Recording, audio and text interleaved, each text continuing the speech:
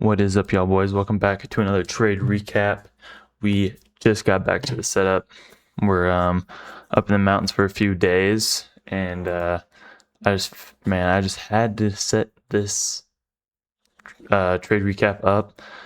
I should have done one the past 2 days as well. We've been winning all week long. Literally haven't taken a single losing trade, unless you consider break evens losing trades, which I don't. So let's get into it. So, coming into the day, we'll start in our hourly. Obviously, I think we were, let's see. I'm trying to find out where we were at. That's a 4 hour. Okay, yeah, so come 7. Yes, okay. So market open, right? So we had this bearish 1 hour gap, obviously, was looking to target these lows right here, right? And then we had a 4 hour gap down there, and obviously see other 1 hour gaps too.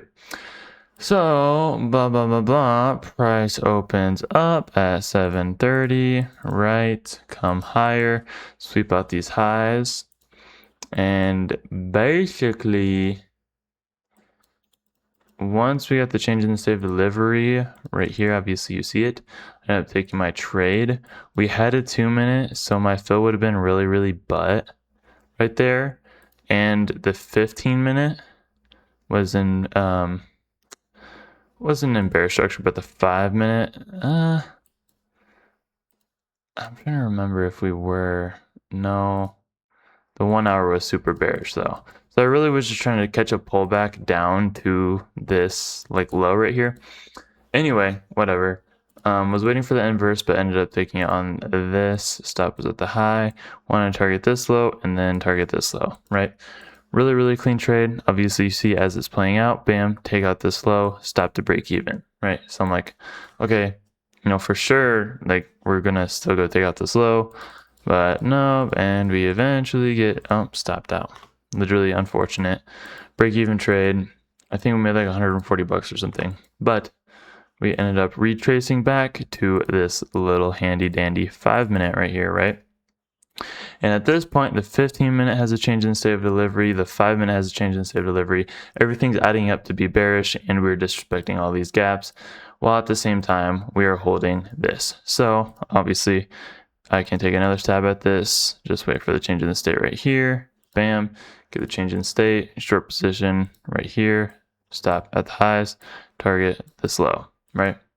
Something like that. Now, ES was completely opposite. ES was all the way up here at this time being. So if we come to ES, you see we're all the way up here, right? And ES didn't even end up taking out this high. So that's why we got edged on this. Well, it ended up taking out this high, as I'll show you eventually right there. Yeah, so it takes out the high, SMT at the highs, right? And we really almost got stopped out on this. It was super sketchy.